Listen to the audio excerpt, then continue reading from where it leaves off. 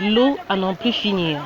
Domiciles inondés, routes et ponts submergés par les eaux. Commerces et boutiques sont restés fermés ce vendredi dans certaines zones de la capitale économique du Cameroun. Dame Pluie a marqué sa forte présence cette matinée du 21 août à Douala. Bonanjo, Akwa, Bonamoussadi, Makepe Moussoke sont entre autres les quartiers parmi tant d'autres qui ont connu une matinée difficile du fait des inondations.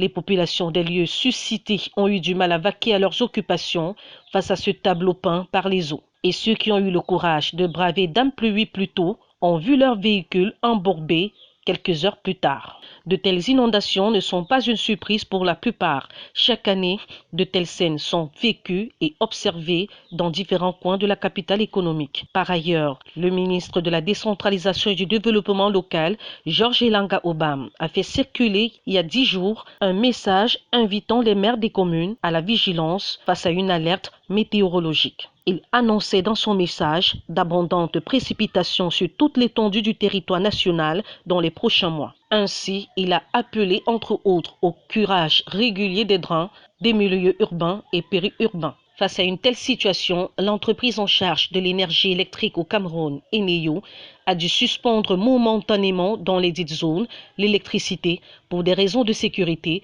face à la montée incessante des eaux.